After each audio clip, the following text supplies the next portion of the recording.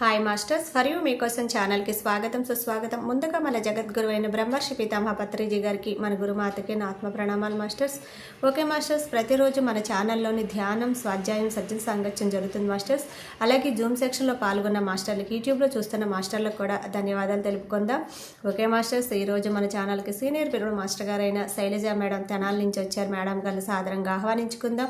ఈరోజు మేడం చెప్పబోయే టాపిక్ మాటల వలన కర్మలు ఎలాగ వస్తాయి, జ్ఞానం వల్ల కర్మలు ఎలా పోతాయి, ఈ గొప్ప ఆత్మజ్ఞానం అందించడానికి మేడం గారికి వెల్కమ్ చెప్దాం మాస్టర్స్. నమస్తే మేడం, వెల్కమ్ మేడం. అందరికీ నమస్కారం. ఇంతటి అద్భుతమైన ధ్యాన మార్గాన్ని మనకు అందించిన బ్రహ్మర్షి సుభాష్ పత్రిజీ గురువు గారికి, స్వర్ణమాలమ్మకు ఆత్మ ప్రణామాలు. రోజు మాకు ఎంతో జ్ఞానాన్ని అందిస్తున్న రాఘవరావు సార్ గురువు గారికి, రాజ్యలక్ష్మి మేడం గురువు గారికి ఆత్మ ప్రణామాలు. ఆత్మబంధువులందరికీ ధన్యవాదాలు. యూట్యూబ్ చూస్తున్న ఆత్మబంధువులకు, ఫర్ యూ ఛానల్ చూస్తున్న ఆత్మబంధువులందరికీ ధన్యవాదాలు. నాకు ఈ అవకాశం ఇచ్చిన మేడం, మీ పేరు సరిత కదా, నాకు ఈ అవకాశం ఇచ్చిన సరిత మేడంకి ధన్యవాదాలు. నా పేరు శైలజ, నేను తెనాల నుండి మాట్లాడుతున్నాను. మరి మనం రోజు ధ్యానం చేస్తూ ఎంతో జ్ఞానాన్ని పొందుతున్నాం. ఈరోజు రాఘవరావు సార్ రాసిన జ్ఞాన కుసుమాలు అన్న పుస్తకం నుండి సోది సూది అన్న టాపిక్ గురించి తెలుసుకుందాం. దాన్ని నేను ఇలా మాటల వల్ల మనకు ఎలా కర్మలు వస్తాయి, అసలు మీనింగ్ అదే. జ్ఞానం వల్ల మన కర్మలు ఎలా పోతాయి అన్నదే మీనింగ్. సరే, ఇంకా టాపిక్లోకి వద్దామండి. సోది అంటే ప్రయోజనం లేని మాటలు, అవసరం లేని మాటలు, కాలక్షేపం కోసం మాట్లాడే మాటలు. మాటలే కాదు, కొన్ని రకాల ఉపన్యాసాలు కూడా ప్రయోజనం లేనివే. వీటి వల్ల మానవుల్లో పరివర్తన రాదు, అంటే వాళ్ళ ప్రవర్తన మారదు, పనులు మార్చుకోరు, వాళ్ళ గుణాలు మారవు, మరి వాళ్ళ జీవితంలో కష్టాలు, బాధలు, సమస్యలు పోవు, అంటే దుఃఖం పోదు, ఏ ప్రయోజనం ఉండదు, సమయం వృధా కావడం తప్ప. సోది మాటలన్నీ ఈ కాలక్షేపానికి మాత్రమే పనికి వస్తుంది. ఎగ్జాంపుల్ నేనేనండి. మరి నేను చిన్నప్పటి నుండి బాగా ఎక్కువగా మాట్లాడేదాన్ని. మరి మా పెళ్ళయ్యాక నా భర్త చాలా సైలెంట్గా ఉంటారు, ఆయన ఎక్కువ మాట్లాడరు. అంటా ఉండేవాళ్ళు, ఎప్పుడు ఏం మాట్లాడాలో, ఎలా మాట్లాడాలో నీకు తెలీదు, ఊరికనే వాగుతా ఉంటావు అనేవాళ్ళు. సరే, నేను ఈ ధ్యాన మార్గంలోకి వచ్చాక పత్రి సార్ వీడియోలు రోజు మాకు సారు మేడం ఇచ్చే జ్ఞానం విన్నాక అర్థమైంది, మనం మాట్లాడకూడదు. మాట్లాడితే మన శక్తిని కోల్పోతాము. ఇంత ధ్యానం చేస్తూ మన శక్తిని కోల్పోతాము. ఇంకా అనవసరపు మాటల వల్ల మన కర్మలు వస్తాయి అన్నది నాకు అర్థమైంది. ఇంకా అర్థమయ్యాక నేను చాలా వరకు మాటలు తగ్గించేసే. ఇప్పుడేమో మా వారు, ఏం మాట్లాడవు, ఎంతసేపు క్లాసులు వినాలి, నోట్సులు రాసుకోవాలి, జూమ్లో క్లాసులు చెప్పాలంటావు, ఏదన్నా ఇదివరకటి విషయాలు మాట్లాడితే గతం తవ్వుకోకూడదు, కర్మలు పెంచుకోకూడదు అంటావు, ఏందో నీ ధ్యాస నీదే అని ఇట్లా అంటా ఉంటారు. ఇప్పుడు సినిమాకి రావు, ఎక్కడికి రానంటావు అంటా ఉంటారు. నాకు అర్థమైంది, మరి ఇప్పటికే నేను 50 వచ్చాక ఈ ధ్యాన మార్గంలోకి వచ్చాము. అంటారు కదా గురువులు, మరణం అన్నది ఈ పూట రావచ్చు, రేపు రావచ్చు. మరి అందుకని మన సమయాన్ని వృధా చేయకుండా మనము ఈ దేనికోసం వచ్చాం, ఏ లక్ష్యం కోసం వచ్చాం పైన భూమి మీద నుంచి అని, ఆ లక్ష్యం పూర్తి చేసుకోవాలని నా తపనంతా అలా ఉంటుందన్నమాట. మరి నేను ఈ ప్రాపంచకంలో ఉన్నప్పుడు ఫస్ట్ నుంచి నేను చిన్నపిల్ల మనస్తత్వం మంచిగానే ఉండేదాన్ని. ఎవరికన్నా ఏదన్నా బంధువులకు కానీ వాళ్ళకి వీళ్ళకి సలహా ఇచ్చినా అది వాళ్ళకు నచ్చలేకపోతే శైలజ ఇలా మాట్లాడింది, అలా మాట్లాడింది అని చెప్పేవాళ్ళు. మా వారికేమో ఊరికని వాగుతూ ఉంటామని ఆయన కోపం వచ్చేది, చాలా కోపం వచ్చేది ఆయనకి. సరే, ఈ మధ్యలో నా లైఫ్లో జరిగిన సంఘటన, మా ఆడబడుచులు మా ఇంట్లో ఒక చిన్న ఫంక్షన్ జరిగితే వస్తే ఇంకా అది వరకైతే నేను బాగా చీరలు కొనేదాన్ని, నగలు కూడా బాగా చేపించేదాన్ని. అక్కడ అవి కొన్నాను, ఇక్కడ ఇవి కొన్నాను, ఇక్కడ ఆ వస్తువులు కొన్నాను అని ఇంట్లోకి కావాల్సినవి కూడా అన్ని చూపిస్తూ బాగా ఇంకా అప్పుడు బాగా మాకు ఫంక్షన్స్ కూడా ఎక్కువ. వాళ్ళు ఇట్లా వీళ్ళు ఇట్లా బంధువులు ఇళ్ళ విషయాలన్నీ చెప్తూ ఆపకుండా మాట్లాడేదాన్ని. సరే, మొన్న ఈ మధ్య జరిగింది అన్నా కదా, మొన్న మేలో జరిగింది ఆ సంఘటన. మా ఇంటికి ఫంక్షన్కి వస్తే ఇంకా నేను ఎంతసేపు వాళ్ళకి కావాల్సినవి చేసి పెట్టాను, మాట్లాడట్లా, నేను కావాల్సినవి చేసి పెట్టాను, ఏం మాట్లాడలేదు. టిఫిన్ చేస్తారా, కాఫీ తాగుతారా ఏంటి, లేకపోతే అట్లా రూమ్లో పడుకొని అంతవరకు ఇంక అస్సలు ఇంకో మాట మాట్లాడాల. పత్రి సార్ చెప్తారు కదా, నీ మాట నీకైనా ఉపయోగపడాలి, ఈ పక్కవాడికైనా ఉపయోగపడాలని మనం ఈ మార్గంలో ఉన్నాం. మనకు ఆ ప్రాపంచిక అవసరాలు అక్కర్లా. మరి తెల్లవారుజాము 2ంటికి లేచి ధ్యానం చేస్తూ ఆ శక్తి అంతా పోగొట్టుకోవటమే కదా అనవసరం మాటలు మాట్లాడితే. వాళ్ళు ఇట్లా వీళ్ళు ఇట్లా అన్నా కూడా కర్మలు తెచ్చుకోవడమే. నేనైతే మాట్లాడలా. మా ఆడపడుచులకి చాలా బాధ కలిగింది, ఎంతో బాధ కలిగింది. అది అయిపోయింది. మళ్ళీ రీసెంట్గా మా అత్తగారిది తద్దినం వచ్చింది, ఆబ్దికం. మా నా భర్త ఫోన్ చేశారు. ఇట్లా మా ఇంట్లో తద్దినం అక్క, రా అక్క, ఒకరోజు ఉండేలాగా రా అక్క అంటే ఇంకా ఆమె ఫోన్లో ఏడ్చేసింది. మేము రావటం శైలజకి ఇష్టం లేదు, ఏం మాట్లాడదు అని. ఎలా ఆమె అసలు ఏడ్చేసింది. మా వారికేమో వాళ్ళ అక్కయ్యలు అంటే ఎంత ఇష్టమో ఇంకా చూసుకో. నా మీద ఇది అయ్యారు. ఆ, నువ్వు జూములు పాల్గొనొద్దు, ధ్యానం చేయొద్దు, క్లాసులు లేదు, ఏం లేదు, అన్నీ ఆపేసి అని బాగా అరిశారు. సరే నేను సైలెంట్గా ఉన్నా, ఏమల్లా, సైలెంట్గా ఉన్నా. నేను ఒకటే అనుకున్నా, పరమాత్మ నా ధ్యాస అంతా నీ మీదే ఉంది. ఈ జన్మకే ఈ మొగుడు, ఈ పిల్లలు, ఈ బంధువులు అందరు ఈ జన్మకే కదా నాకు. నేను ఈ జన్మ తీసుకున్న కాడి నుంచి ఎప్పుడు నాతో ఉన్నది నువ్వే పరమాత్మ. నాకు నీ మీద ధ్యాస, నీ మీద తపన, నీతో ఉండాలని ఆరాటము అని అసలు ఏడ్చేసా నేను పత్రిసారి ఫోటో దగ్గరికి వెళ్ళి.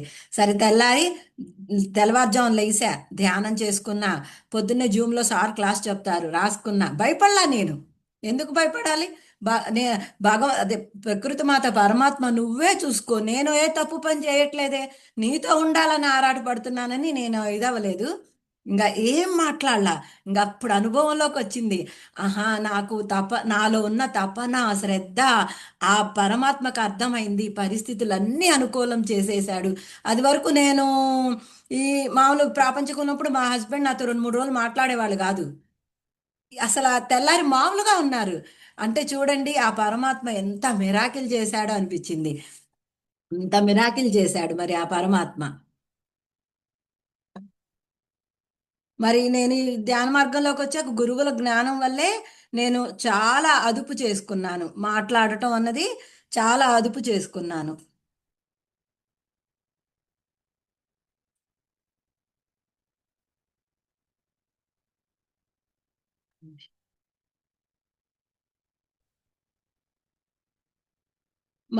మనకు శక్తి తగ్గితే కూడండి మన ఇంద్రియాలు అదుపులో ఉండవు.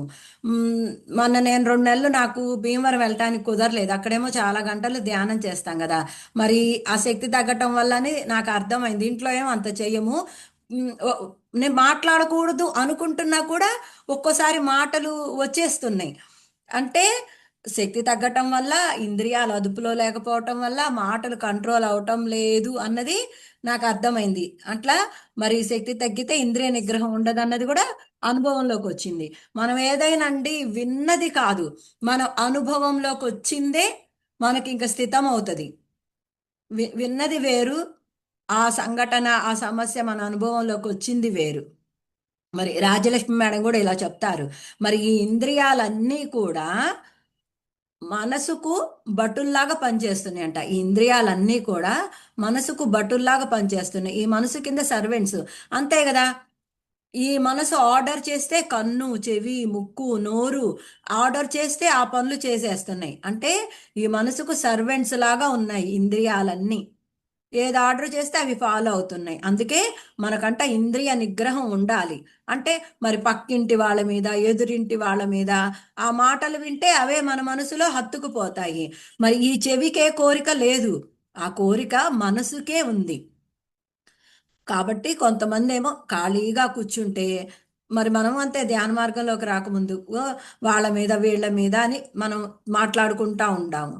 మరి ఇప్పుడు మనం ఈ ధ్యాన మార్గంలోకి వచ్చాం కదా, మనకు అర్థమవుతుంది. మరి మనం అంట మాట్లాడుకున్న మాటలు వాటిని మనసులో దాచేస్తుందంట. అంటే మనసులో ప్రింట్ చేస్తుంది. మరి ఈ ధ్యానంలోకి వచ్చిన వారికి ధ్యానం చేసుకునేటప్పుడు ఈ ధ్యానంలో అవే బయటికి వస్తాయి.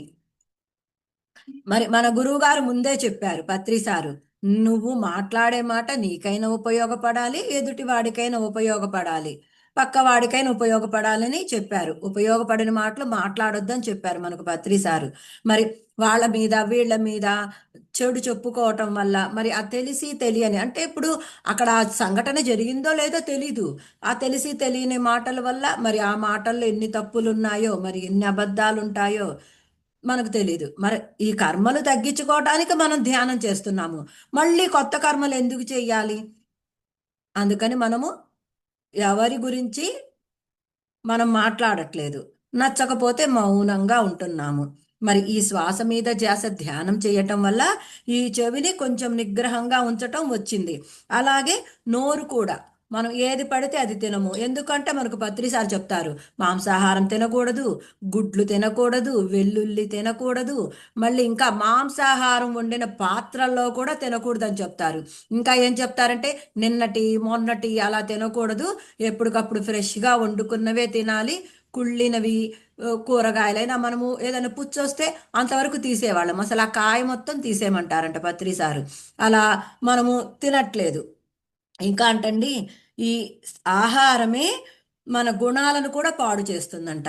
అంటే మరి మనము ఈ ఆహారం వల్లే గుణాలను కూడా పాడు చేస్తుంది. ఈ ఆహారం వల్లే గుణాలను కూడా పెంచేది. అంటే ఫస్ట్ మీకు ఒక మనము ధ్యాన మార్గంలోకి వచ్చాము, బాగా ధ్యానం చేస్తుంటే తమోగుణం నుంచి సాత్వికంలోకి వెళ్తాము. ఇంకా కొన్ని నెలల పాటు తీవ్రంగా ధ్యాన సాధన చేస్తుంటే తమోగుణం నుండి రజోగుణంలోకి వెళ్తాం. అలా ఇంకా తీవ్ర సాధన చేస్తుంటే రజోగుణం నుంచి సాత్వికంకి వెళ్తాం. ఇంకా అలా సాధన మనం ఆపకుండా చేస్తుంటే సాత్వికం నుంచి శుద్ధ సాత్వికంకి వెళ్తాం. అంటే మనం ఆహార నియమాలు పాటిస్తూ ధ్యానం చేయటం వల్ల ఇలా మనము గుణాలు మనవి మారిపోతాయి. మరి గుణాలను పాడు చేసేది కూడా ఆహారం అంటే మరి ఇప్పుడు మనము శుద్ధ సాత్వికం, అదే సాత్వికం వరకు వచ్చాం మేడం, సాత్వికం వరకు వచ్చాము.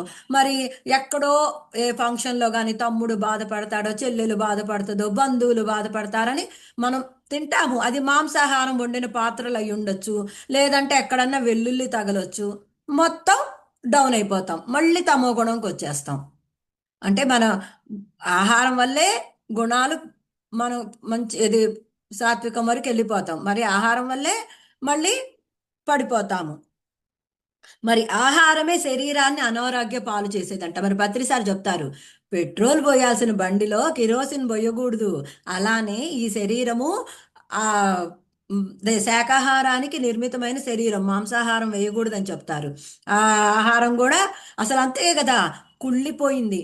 అసలు పత్రిసారి కూడా, రాఘవరావు సార్ కూడా భలే వివరంగా చెప్తారు. మనం ఏమైనా కూరగాయలు ఒక టేబుల్ మీద పెట్టామనుకోండి, 3 రోజులైనా అలానే ఉంటాయి. అదే మాంసము, చేపలు, గుడ్లు వండినే పెడితే అసలు ఎంత కంపు కొడతాయో అనంట. మేమైతే వయసు అసలేంటి మాకు తెలీదు అట్లా.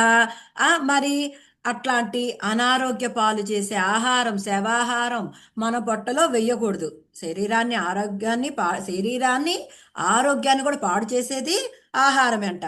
మరి పాప కర్మలు చేయించేది కూడా ఆహారమే. అంటే ఇది ఒకటి మేడం మాకు ఒక కథ చెప్తారు. ఒక రాజుగారు అంటండి ఒక యోగిని, అదే రాజుగారు ఒక సాధువుని భోజనానికి పిలుస్తాడంట. సరే సాధువు భోంచేసి అక్కడ వెండి గ్లాస్తో మంచినీళ్ళు పెడితే ఆ మంచినీళ్ళు తాగి గ్లాసు సంచులు వేసుకొని వెళ్ళిపోయాడంట. ఇంటికి వెళ్ళిపోయాక ఆయన ఆశ్రమానికి వెళ్ళిపోయాక సాధువు ఎందుకో సంచి బోర్లిస్తే గ్లాస్ బయటపడిందంట. అదేంటి, నేను అన్ని త్యాగం చేసి దేనికోసం నేను వచ్చాను, అలా చేయటం ఏంటని ఆయన దివ్య దృష్టితో చూస్తే ఆ వంట చేసేవాడు అక్కడ వెండి పాత్రలు అవన్నీ చూసి ఈ స్పూన్ తీసుకెళ్దాం, ఆ గ్లాస్ తీసుకెళ్దాం, ఈ గిన్నె తీసుకెళ్దాం అని ఆ ఉద్దేశంతోనే వాడు వంట చేశాడంట. వంట చేసి తీసుకెళ్ళాడు. సరే ఇంకా ఆయన మళ్ళీ రాజుగారి దగ్గరికి వచ్చి, రాజుగారండి ఇది జరిగిందని చెప్పి మీ వంటవాడిని పిలవిస్తుంటే ఆ వంటవాడిని పిలిస్తే సంచి బోర్లిస్తే సామానుందంట. అంటే వాడు వంటవాడు అలా ఉద్దేశంతో చేశాడు వంట. ఆ వంట తిన్న అతనికి అలా కలిగింది కోరిక. అందుకని చూడండి, పాపాలు చేయించేది కూడా ఆహారమేనంట. మరి పత్రిసారి ఇప్పుడు చెప్తారు, ఒక ధ్యాని, ఒక జ్ఞాని, ఒక శాకాహారి చేసిన వంటలో చాలా ఎనర్జీస్ ఉంటాయని చెప్తారు పత్రిసారి. మరి చూడండి, మరి ఆహారం వల్లే ఈ పాపకర్మలు కూడా చేయించేది ఆహారమేనంట. అందుకని మనం చాలా శుద్ధ సాత్వికమైన ఆహారం తీసుకోవాలి, ఆహార నియమాలు పాటించాలి. ధ్యానం ద్వారా వచ్చిన శక్తిని, లేదా మనం ఆహార నియమాలు పాటించకపోతే ధ్యానం ద్వారా వచ్చిన శక్తిని మొత్తం కోల్పోతామని చెప్తారు పత్రిసారు. మరి మనం ఎలా పడితే అలా మాట్లాడం ఎందుకు అంటే కర్మ సిద్ధాంతాన్ని మనకు పత్రిసారు బాగా చెప్పేశారు. మరి మనం బాగా నేర్చుకున్నాం కాబట్టి, ఎక్కువ కర్మలు నోటితోనే చేస్తాం కాబట్టి, అందుకని ఈ నోటితో చాలా జాగ్రత్తగా మనం మాట్లాడతాము.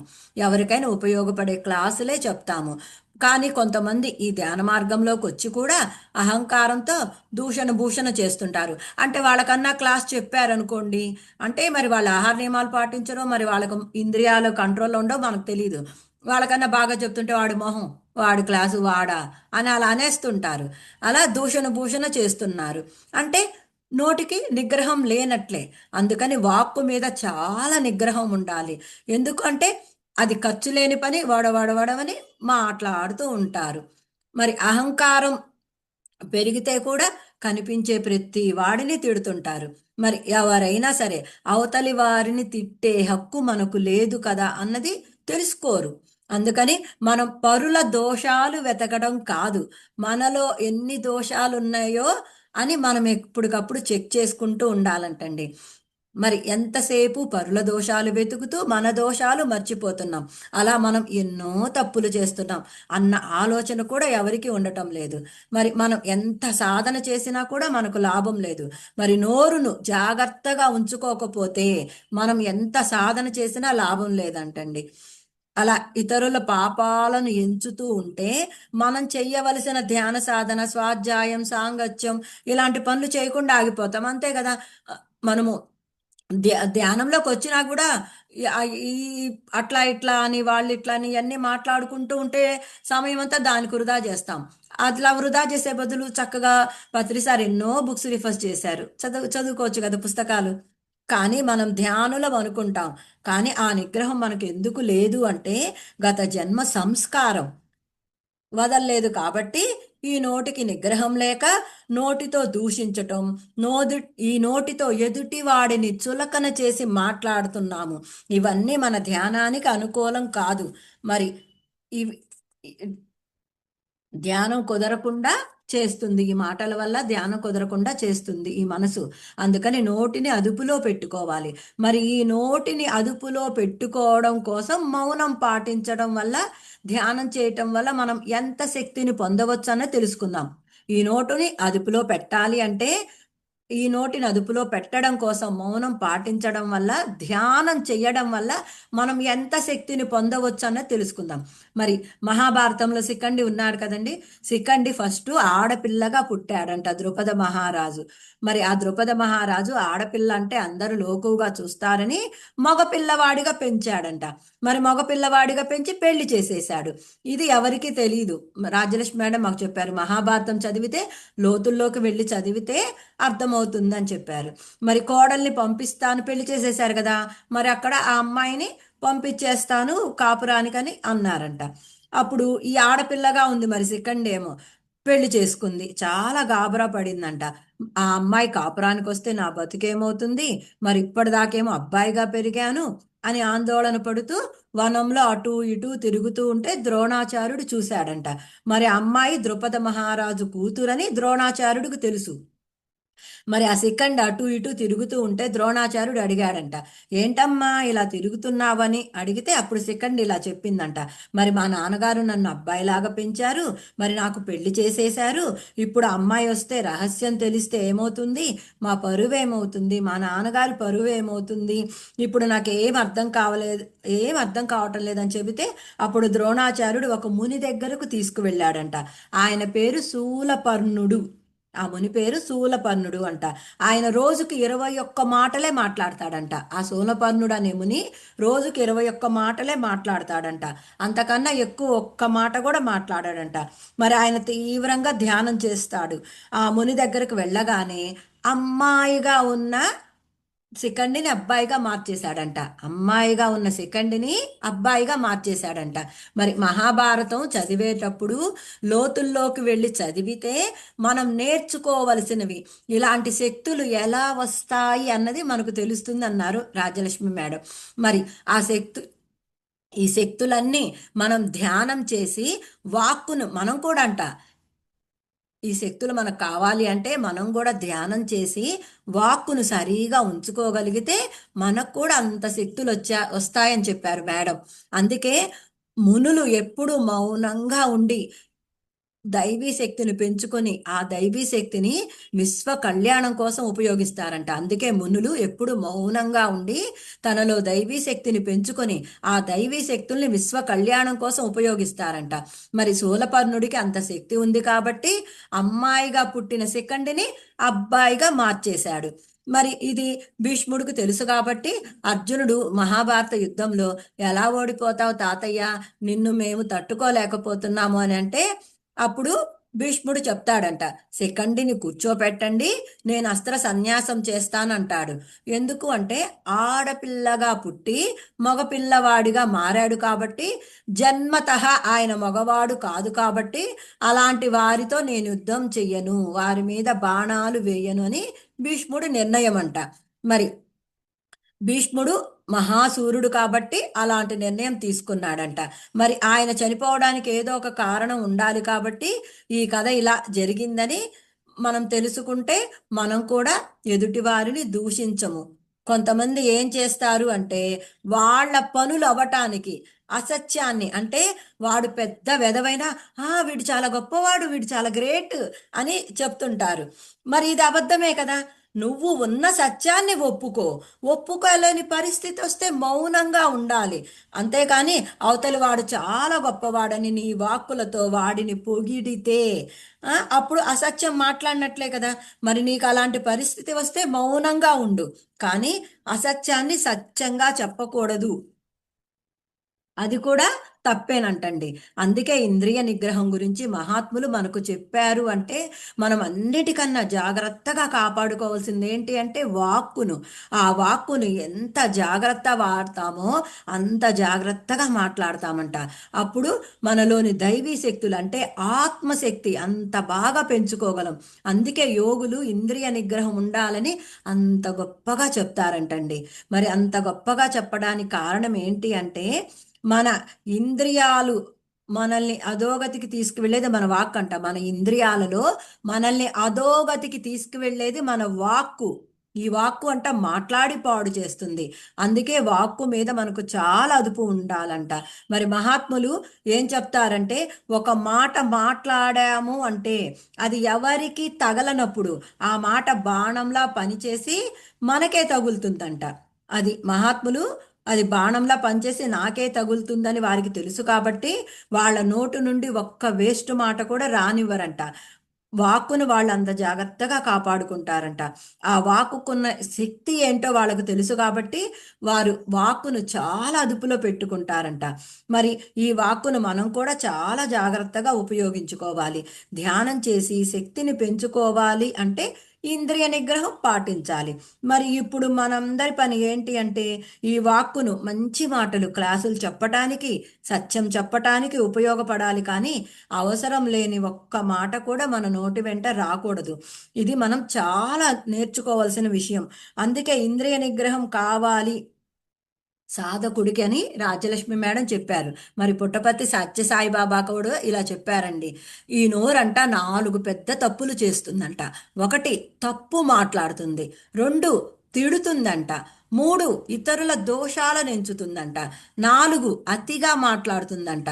మరి ఇవన్నీ సరి చేసుకోవాలంటే మౌనమే మార్గం. అందుకని మాట్లాడే ముందు అది అవసరమా లేదా అన్నది మనం ఆలోచించాలి. అది సత్యమా కాదా అన్నది కూడా ఆలోచించి మాట్లాడాలంట. అది ఎవరినైనా బాధిస్తుందా అని కూడా ఆలోచించి మనం మాట్లాడాలంట. అందుకని మనం మాట్లాడటం తగ్గిస్తే ఇతరుల మాటలు తగ్గిపోతాయి. మరి నేను ఈ ప్రాపంచికంలో ఉన్నప్పుడు కనపని వాళ్ళందరూ అంటే అగ్ని కూడా అనుకునేవాళ్ళు, శైలజాకి అన్ని కోట్లున్నా చాలా చక్కగా మాట్లాడుతుంది, ఎవరితోనైనా మాట్లాడుతుంది అనుకునేవాళ్ళు. నేను చక్కగా పలకరించేదాన్ని. ఇప్పుడు ఏదైనా ఫంక్షన్కి వెళ్ళినా ఎక్కడికి వెళ్ళినా నవ్వుతా, మాట్లాడను. ఇంకా వాళ్ళు ఏదన్నా అడిగితే సమాధానం చెప్తున్నా. మరి అంతే కదా, అసలు అనుభవంలోకి వస్తుంటే అర్థమవుతుంది. అందుకని మనం మాట్లాడటం తగ్గిస్తే ఇతరుల మాటలు దానంతటవే తగ్గిపోతాయి. ఈ ధ్యాన మార్గంలోకి వచ్చిన మనము గట్టిగా మాట్లాడటం వల్ల ధ్యానం చేసేవారికి, పుస్తకాలు చదివే వారికి ఆటంకం కలిగించిన వాళ్ళం అవుతాం మనం. ఇంకా ఎక్కువ మాట్లాడటం, అరవటం, అతిగా మాట్లాడటం, అతిగా పరిచయాలు పెంచుకోవటం చెయ్యకూడదు. మరి మన మాటలు తగ్గించాలి, పని చెయ్యడం పెంచాలి. మనము అతిగా మాట్లాడే కొద్దీ ధ్యానం ద్వారా వచ్చిన శక్తిని కోల్పోతాము. మరి మనం బాగా ధ్యాన సాధన చేసి మన మాటల్ని శుద్ధి చేసుకోవాలి. కోపం లేకుండా తీయగా మాట్లాడాలి. అందుకని నేను మాట్లాడాలనుకున్నప్పుడు మితంగా మాట్లాడతాను, నెమ్మదిగా మాట్లాడతానని మనం అనుకోవాలంటండి. మరి మనం ప్రతిరోజు కూడా ఉదయము సాయంత్రం కొన్ని నిమిషాలు మౌనంలో గడపాలి. అప్పుడు అనవసర ఆలోచనలు తగ్గిస్తుందంట మౌనం పాటించటం వల్ల. ఇప్పుడు నేను కూడా మా హస్బెండ్ మా బాబు వెళ్ళిపోయారనుకో, నేను వాళ్ళు దాదాపు మౌనంగా ఉంటా. ఏదన్నా ఫోన్ ఎవరికైనా చెయ్యాలి, సరే వాళ్ళు వచ్చినప్పుడు చేస్తా. మళ్ళీ వాళ్ళు వెళ్ళిపోయాక మధ్యలో మనం మాట్లాడటం ఎందుకు? ఏదో అవసరమైతే మా హస్బెండ్ కానీ బాబు కానీ చేస్తా. లేదంటే ఇప్పుడు ఇవాళ రేపు సంగతి ఏదైనా విషయం చెప్పాలి, అట్లా వాళ్ళు ఉన్నప్పుడు వాళ్ళకు భోజనం పెడుతున్నప్పుడు అప్పుడు మాట్లాడతాం కదా, అప్పుడు అలా మాట్లాడేస్తా. మధ్యలో మాట్లాడను. అట్లా ఇప్పుడు సరే వాళ్ళు వెళ్ళిపోయారు ఖాళీగా ఉన్నా కదా అని నేను మాట్లాడను అనమాట.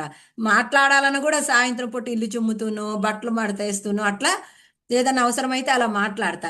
ఇంకా ఇప్పుడే బంధువులతో కూడా గంటలు గంటలు మాట్లాడతాను నేను మోనని. సాయంత్రం పూట మా పనమ్మాయి వస్తుంది, పనమ్మాయి వచ్చినప్పుడే ఫోన్ చేస్తా.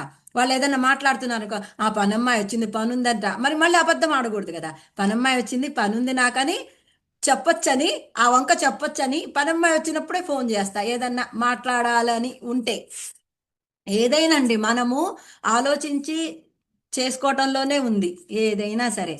మరి మన పత్రిసారి ఇలా చెప్తారు, మనం ధ్యానం చెయ్యడం ద్వారా ఎంతో కొంత శక్తిని సంపాదించుకుంటాము. కానీ తర్వాత ఊరికే మాట్లాడటం ద్వారా సంపాదించిన శక్తిని అంతా కోల్పోతాము.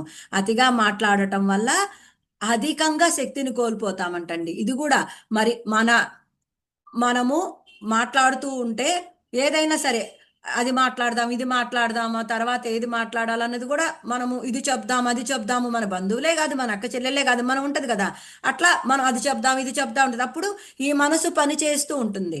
మనసు పని చేస్తూ ఉంటే శక్తి ఖర్చు అయిపోతూ ఉంటుందంట. మరి అధికంగా మనం శక్తిని కోల్పోవలసి వస్తుంది. అందుకే పత్రిసారి అస్తమాను మాట్లాడొద్దు, వ్యర్థమైన మాటలు పనికిరాని మాటలు మాట్లాడవద్దు, విలువైన శక్తిని కోల్పోవద్దు అని చెప్తూ ఉండేవాళ్ళు పత్రిసారు. కారణం శక్తి యొక్క విలువ ఆయనకు తెలుసు కాబట్టి. మరి చాలా మంది ధ్యానం చేస్తేనే శక్తి వస్తుంది అనుకుంటారు, కానీ మౌనం పాటించినా కూడా శక్తిని సంపాదించుకోవాలని తెలుసుకోవాలి. ఎంతసేపు ధ్యానం చేసేస్తేనే శక్తి వస్తుంది కాదు, మౌనం వల్ల కూడా చాలా శక్తి మనం సంపాదించుకుంటామంటండి. ఇంకా పత్రిసారి ఇలా చెప్తారు, ఎందుకు అక్కర్లేని మాటలు మాట్లాడతావు, నీ సమయము నీ వాక్కును వృధా చేసుకుంటావు, ప్రకృతి ఇచ్చిన విలువైన సమయాన్ని. అంతే కదండి, మనం డబ్బు పోతే సంపాదించుకుంటాం, సమయం పోతే సంపాదించుకుంటామా? ఇప్పుడు ఆ, వారం జరిగిపోయింది, నెల జరిగిపోయింది, వారం జరిగిపోయింది, మనం టైం వేస్ట్ చేసాం, అది తిరిగి రాదు కదా. అందుకని చూడండి ఎంత చక్కగా చెప్పారు పత్రిసారు. మరి విలువైన సమయాన్ని, విలువ కట్టలేని సమయాన్ని ఎందుకు వృధా చేస్తావు? నీ సమయాన్ని జ్ఞాన సంపాదన కోసం బాగా ఉపయోగించుకోవాలి. వ్యర్థమైన మాటలకు వ్యర్థమైన విషయాలకు ఎందుకు నీ జీవితాన్ని వెచ్చిస్తావు? ఎంత బాగా చెప్పారు చూడండి. వ్యర్థమైన మాటలకు నీ జీవితాన్ని ఎందుకు వెచ్చిస్తావని చెప్తున్నారు. ఉం? ఇంకా మన నోరంటండి ఒక అత్యంత పవిత్రకరమైన వాయిద్య, ఈ నోరు అత్యంత పవిత్రమైన వాయిద్య పరికరం. దానిని అత్యంత ఎరుకతో జాగ్రత్తగా ఉపయోగిస్తే దాని నుండి 10 మందికి స్ఫూర్తినిచ్చే సత్యపూర్వకమైన వాక్కులే వస్తాయంట. లేకపోతే అపవాక్కులు బయటకు వచ్చి మనకు మహా పాపం చుట్టుకుంటుంది. అలా నోటిని ఎంత జాగ్రత్తగా ఉపయోగించుకోవాలో, నోటి నుండి వచ్చే మాటలు ఎంత సవ్యంగా ఉండాలో పత్రిజీ సారు చాలా చక్కగా వివరించి చెప్పారు మనకు. అందుకని అట్లాంటి విలువైన శక్తిని మౌనం ద్వారా మనం కాపాడుకోవాలి. అంతేకాదు మౌనం ద్వారా మనకు మాట మీద అదుపు వస్తుంది, మాట మీద పట్టు వస్తుంది. ఎక్కడ పడితే అక్కడ ఎలా పడితే అలా మనం మాట్లాడం. మరి అలా మాట్లాడకపోవటం వల్ల నష్టం జరగకుండా కాపాడుకుంటాం. ఇంకా మౌనం పాటించటం వల్ల మనము మాటలతో ఎవరిని నొప్పించం, ఎవరిని బాధించం, ఎవరిని విమర్శించం, ఎవరి గురించి కూడా అనవసర ప్రస్తావన చెయ్యము, ఎవరి సంభాషణలలో కూడా మనం తలదూర్చం. అలా మౌనం వల్ల మన మాటల్లో శుద్ధత వస్తుందంట, ఆకర్షణ పెరుగుతుందంట. మరి అందరినీ కూడా మన మాటలతో ఆకట్టుకుంటామంటండి. ఇంకా మౌనం వల్ల వినయంగా మాట్లాడతామంట. మౌనం పాటించే కొద్దీ ఎన్నో లాభాలు పొందటమే కాదు, ఎన్నో కర్మలు తగ్గించుకుంటాము. కారణం మాటల వల్లే కదా. మాటలు కూడా కర్మలే ఒక రకంగా. మరి మానవులు ఎక్కువ కర్మల వల్లే, మరి మానవులు ఎక్కువ కర్మలు మాటలతోటే చేస్తున్నారంట. మరి మానవులు చేతల ద్వారా చేసే కర్మల కన్నా మాటల ద్వారే ఎక్కువ ఉంటాయంట. మరి ప్రతి మాట వెంటనే మన ఖాతాలో కర్మగా వ్రాయబడుతుంది. అలా వ్రాయబడిన కర్మ ఎప్పుడో ఒకప్పుడు అనుభవించి తీరవలసిందే, తప్పదు. మరి ఈ ధ్యాన మార్గంలో రాకముందు వాళ్ళు నన్ను అలా తిట్టారు, వీళ్ళు ఇలా అన్నారు అని నేను బాధపడేదాన్ని. మరి ఇప్పుడు అర్థమైంది, ఎన్ని జన్మలు ఎత్తొచ్చామో, ఎన్ని కర్మలు చేసొచ్చామో. మరి ఏదైనా అంటండి, ప్రతిదీ మన ముందు ఒక సంఘటన వచ్చింది, ఒక సమస్య వచ్చింది, ఒక కష్టం వచ్చింది అంటే ప్రతిదీ మనం చేసిందేనంటండి. ఎన్నో జన్మలు ఎత్తొచ్చాము, ఎన్నో ఏ జన్మలో చేశాము. ఏదొచ్చినా మన ముందుకి మనం చేసుకుందే మనకు వస్తుంది. మరి ఆ మాటల వల్ల మనకు కర్మ వస్తుంది, ఆ కర్మ ఎప్పుడో ఒకప్పుడు అనుభవించవలసిందే, తప్పదు. ఆ కర్మల వల్ల కష్టాలు బాధలు కూడా పడవలసిందే. అందుకే పత్రి సారు నీ నోటి మాట నీ నుదిటి రాత అంటారు. పత్రి సారు నీ నోటి మాట నీ నుదిటి రాత అని అంటారు. అందుకే పత్రి సారు ఎరుకతో మాట్లాడమంటారు. అందుకే పెద్దలు అంటారు, కాలు జారినా వెనక్కి తీసుకోగలం కానీ నోరు జారితే వెనక్కి తీసుకోలేము అని అంటారు. మరి పత్రి సారు మాట యొక్క గొప్పతనాన్ని వివరిస్తూ, తెలిస్తే మాట్లాడు, తెలియకపోతే మౌనంగా ఉండని చెప్తారు. ఇంకా నో కామెంట్, నో జడ్జిమెంట్ అని అనేక సందర్భాల్లో ఎప్పుడు పత్రి సార్ చెప్తూ ఉంటారు. అంటే ఎవరిని విమర్శించవద్దు, ఎవరి గురించి నిర్ణయాలు చెయ్యొద్దు అని చెప్తుంటారు. మరి కొంతమంది ఇచ్చే ఉపన్యాసాలన్నీ సోది. అంటే ప్రాపంచకంలో ఉన్న వాళ్ళకి బాగానే ఉంటుందండి, ఈ ధ్యాన మార్గంలోకి వచ్చిన మనకు అవి ఎంతో సోదిగా అనిపిస్తుంటాయి. ప్రయోజనం ఉండదు అవి, కాలక్షేపానికి తప్ప, సమయాన్ని గడపటానికే పనికొస్తాయి. కొన్ని అయితే కాలక్షేపానికి కూడా పనిచేయవు, విసుగు పుట్టిద్ది, బోరు కొట్టిద్ది. మరి ఎప్పుడన్నా మనము ఏదైనా సందర్భంలో వెళ్ళవలసి వస్తే ఇంక అసలు మనం అక్కడ ఉండలేము. అందుకని ఈ ఉపన్యాసాలు ఎన్ని విన్నా అంతా సోదే, ప్రయోజనం ఉండదు, కాలక్షేపం అవుతుంది. మరి సార్ చెప్పినట్లు ఈ సోది ఈ లోకంలో కొండంత ఉంది. సూది అంటే జ్ఞానం అంటండి, సూది అంటే జ్ఞానం. ఈ జ్ఞానం లోకంలో పెద్ద కొండ మీద చిన్న సూదిలా ఉందంట. మరి చూడండి, పత్రిసారు అంతటి కృష్ణ పరమాత్ముడు ఆయన ఆ, మనలాగా జన్మ తీసుకోలేదు, ఆయన అవతారం ఎత్తాడు.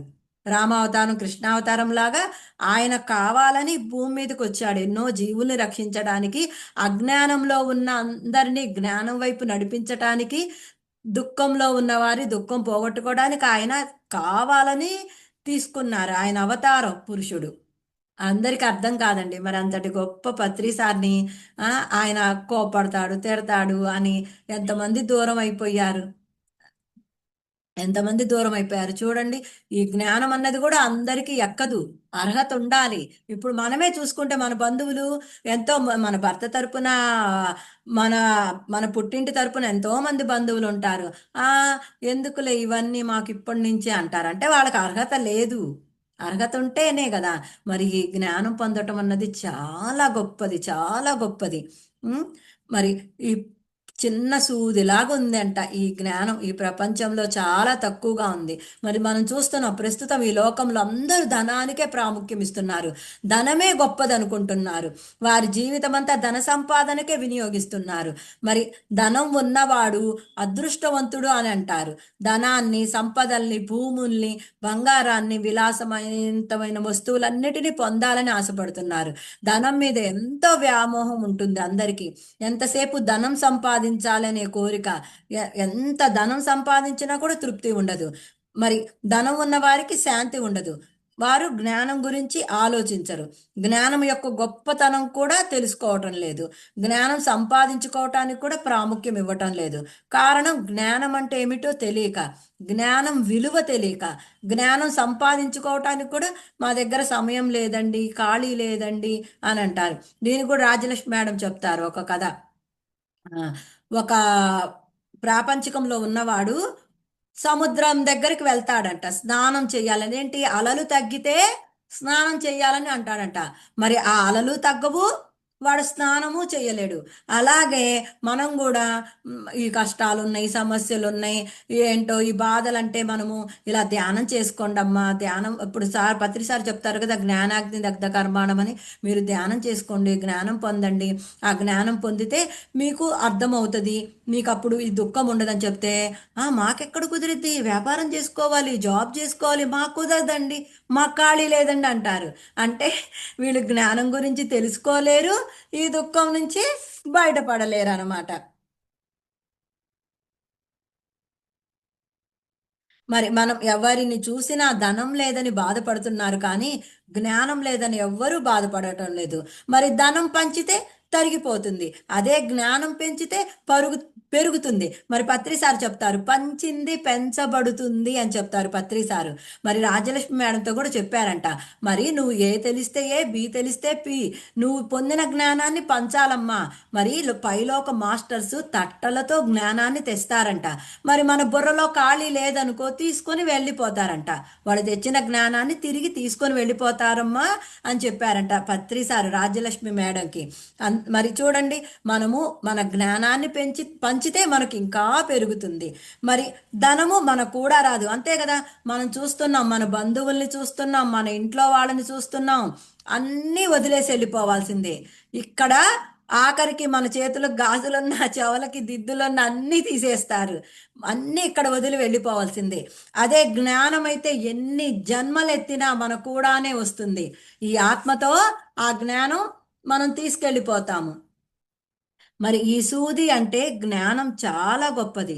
ఇది మానవుని గుణాలు మారుస్తుంది, ప్రవర్తన మారుస్తుంది.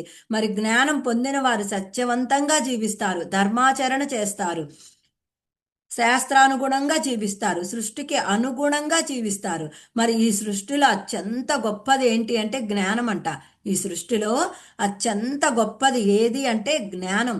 మరి భగవంతుని గురించి, భగవంతుని సృష్టి గురించి, ఈ సృష్టిలో జీవుల గురించి తెలుసుకోవడమే జ్ఞానం అంటండి. వీటి గురించి ఎంత ఎక్కువగా తెలుసుకుంటే వాళ్ళని అంత జ్ఞాని అంటారు. మరి ఈ జ్ఞానం ఉన్నవారు సృష్టి ధర్మాలకు అనుగుణంగా ప్రవర్తిస్తారు. ఈ జ్ఞానం ఉన్నవారు ఆనందంగా జీవిస్తారు. అందుకే జ్ఞానాన్ని వెలుగుతో పోలుస్తారు, దుఃఖాన్ని చీకటితో పోలుస్తారు. మరి జ్ఞానం ఉన్నవారికి అణుకువ ఉంటుంది. జ్ఞానం ఉన్నవారు శాంతిగా జీవిస్తారు. తనకున్న జ్ఞానాన్ని అందరికీ పంచుతారు, అందరినీ అభిమానిస్తారు. జ్ఞానానికి ప్రాముఖ్యం ఇచ్చేవాళ్ళు దేనికి దుఃఖపడరు, ఎవరిని ప్రార్థించరు. మరి ధ్యాన సాధన చేసే వారికి కోరికలు అదుపులో ఉంటాయి, తృప్తిగా జీవిస్తారు. జ్ఞానం ఉన్నవారు తనదంటూ ఏమీ లేదు, అంతా ఈ పరమాత్మదే అని ఎంతో సేవ చేస్తుంటారు. మరి జ్ఞానం ఉన్నవారు ఏది శాశ్వతం కాదని తెలుసుకుంటారు. మరి తమకివ్వబడినవన్నీ ఇచ్చేస్తారు. అందుకని జ్ఞానాన్ని ఎవ్వరు దోచుకోలేరు. మనం ఎంత జ్ఞానం పంచితే అంత పెరుగుతుంది. మరి జ్ఞానం ఎన్ని జన్మలెత్తినా మనకు కూడా వస్తుంది. జ్ఞానం దుఃఖాన్ని హరిస్తుంది. జ్ఞానం ఉన్నవారికి ముక్తి లభిస్తుంది, చివరికి మోక్షాన్ని పొందుతారు. ఈ సూది అంటే జ్ఞానం మా యోగులు మాత్రమే బోధించగలరు, పొందే మార్గం కూడా చూపించగలరు. ఈ జ్ఞానాన్ని యోగులు మాత్రమే బోధించగలరు, పొందే మార్గాన్ని చూపించగలరు. మరి వారు బోధించే ధ్యాన సాధన వల్ల మాత్రమే ఎవరికైనా ఈ జ్ఞానం లభించగలదు. అందుకని యోగుల నుండి, యోగీశ్వరుల నుండి దుఃఖ నివారణ కోసం, ముక్తి కోసం వారి దగ్గర నుండి ఆత్మ జ్ఞానాన్ని పొందాలి. మరి శ్రీకృష్ణుడు కూడా సాందీప మహర్షి దగ్గర విద్యాభ్యాసం చేశాడు, ధ్యాన సాధన చేశాడు, ఆత్మ జ్ఞానాన్ని పొందాడు.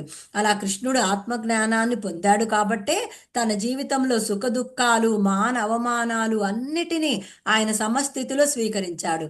ఇంకా ఆయన ధర్మ అర్థ కామ మోక్షాలను ఎలా ఆచరించాడు అంటే కృష్ణుడు తన కామాన్ని అష్టభార్యలతో ఆనందంగా జీవించాడు.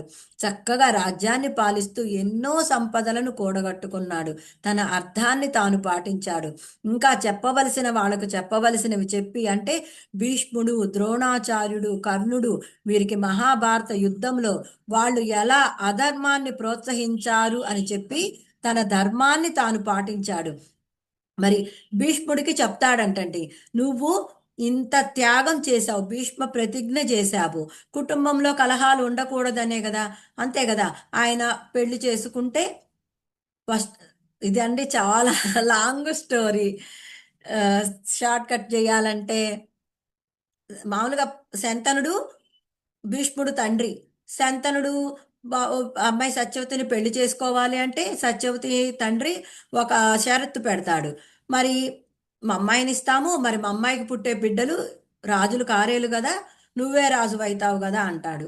అంటే సరే, నేను పెళ్లి చేసుకోను, మీ అమ్మాయికి పుట్టే పిల్లలే రాజులు అవుతారు అని చెప్పి ఆయన భీష్మ ప్రతిజ్ఞ చేసి నేను ఎప్పుడు బ్రహ్మచారిగా ఉంటానని ప్రతిజ్ఞ చేస్తాడు. మరంటే ఆ కుటుంబంలో గొడవలు ఉండకూడదనే కదా నువ్వు అంత ప్రతిజ్ఞ చేశావు. కానీ ఇప్పుడు ఏం జరుగుతుంది, కౌరవులు పాండవుల మధ్య ఎంత గొడవలు జరుగుతున్నాయి. కానీ నువ్వు కొన్నిటికి కట్టుబడిపోయి ఉన్నావు. మరి వాళ్ళు ఎంత అధర్మం చేస్తున్నా అలా చూస్తూ ఉండిపోయావు. మరి ద్రౌపదికి వస్త్రాభరణం జరుగుతున్నా కూడా నువ్వు ఏమి మాట్లాడలేదు, అధర్మాన్ని ప్రోత్సహించావు అని ఆయన ఎంత అధర్మం చేశాడో శ్రీకృష్ణుడు చెప్తాడు.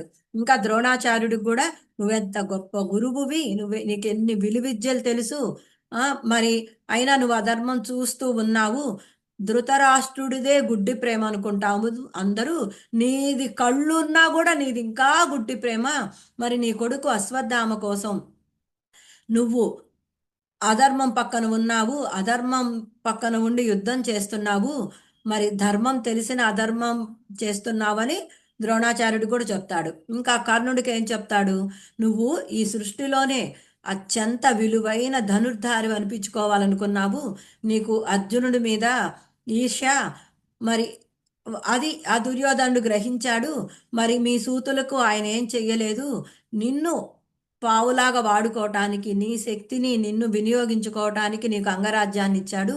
మరి ఆ పాండవులకి భీముడికి విషాహారం ఇచ్చిన, లక్క ఇల్లు తగలబెడుతున్నా, నీకు ఎంత ధర్మం తెలిసినా నువ్వు మౌనంగా చూస్తూ అధర్మాన్ని ప్రోత్సహించావని కర్ణుడు కూడా చెప్తాడు. కృష్ణుడు కర్ణుడు కూడా చెప్తాడు. మీరు ఎలా అధర్మాన్ని ప్రోత్సహించారన్నది చెప్తాడు. తన ధర్మాన్ని తాను పాటిస్తాడు. ఇంకా ఆయన పుట్టినప్పటి నుండి సదా మోక్ష స్థితిలోనే ఉన్నాడు. ఆయన ఇప్పుడే చెప్పాం కదండి, ఆయన అవమానాలకి సుఖ దుఃఖాలకి అన్నిటిని ఆయన సమస్థితిలో స్వీకరించాడు. కృష్ణుణ్ణి ఎప్పుడు అందరూ ఎన్నో మాటలు అనేవాళ్ళు, కానీ ఆయన వాటిని పట్టించుకోకుండా మోక్ష స్థితిలోనే ఉన్నాడు. ఇలా చతుర్విధ పురుషార్థాలను కృష్ణుడు సమంగా ఆచరించాడు. మరి శ్రీరాముడు పట్టాభిషేకం అనంతరం కూడా శ్రీరాముల వారు ముత్యాలహారం ఇచ్చారు ఆంజనేయ స్వామికి.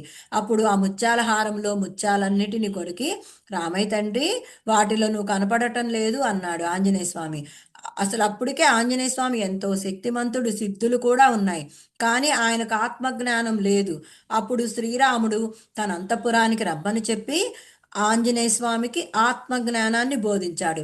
మరి ఆదిశంకరాచార్యుల వారు కూడా భారతదేశం అంతా, అంటే కాశ్మీరు నుండి కన్యాకుమారి వరకు 4 సార్లు కాలినడకను పర్యటించి అందరికీ ఆత్మజ్ఞానాన్ని బోధించారు. అలా అజ్ఞానంతో దుఃఖంతో అలమటిస్తున్న వారికి ఆదిశంకరాచార్యుల వారు ఆత్మజ్ఞానాన్ని బోధించారు. మీరందరూ వేరువేరు కాదు, అంతా ఒక్కటే అన్న జ్ఞానాన్ని బోధించారు. వారందరికీ శాంతిని, ఆనందాన్ని కలగజేశారు.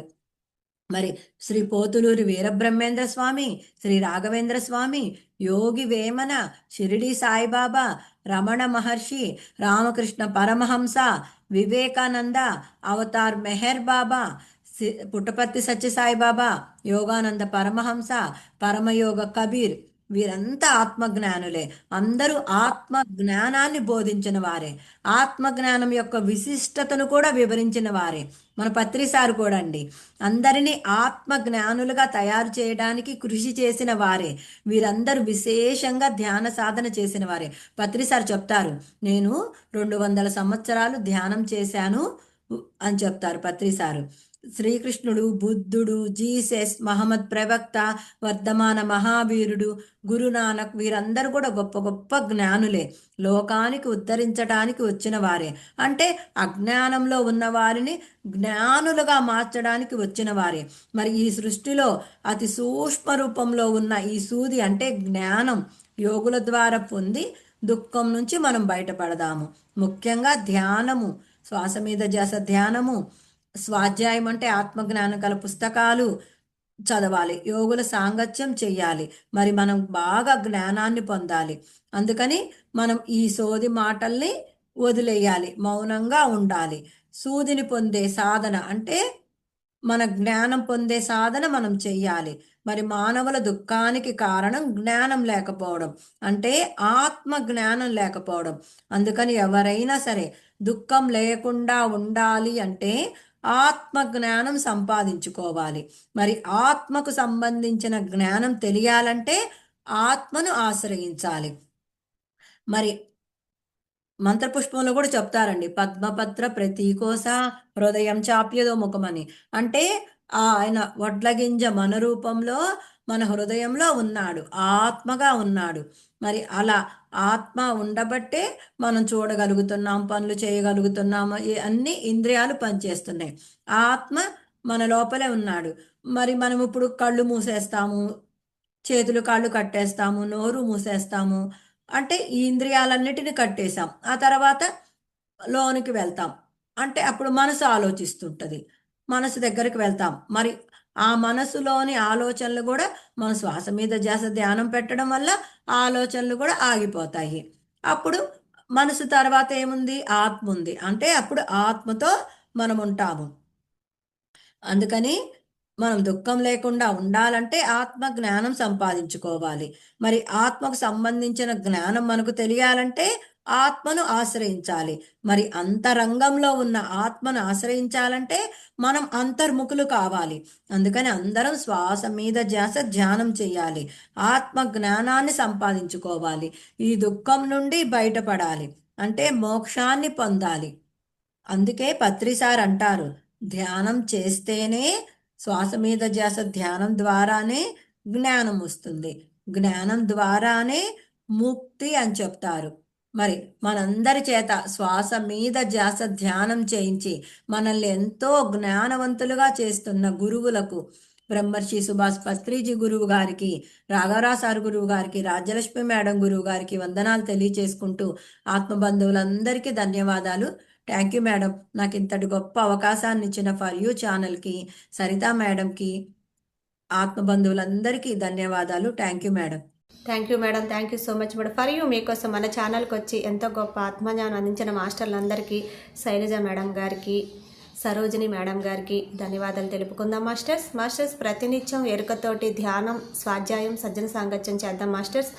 అందరి చేత చేయిద్దాం మాస్టర్స్. వైజాగ్కి మెగా పిరమిడ్ రావాలని పరమ గురువుల కోరిక, పత్రి గారి కోరిక, పత్రి మేడం కోరిక. మనం అందరం సంకల్ప ధ్యానం చేసి వైజాగ్కి మెగా పిరమిడ్ వచ్చేలా చేద్దాం masters. Thank you masters, thank you.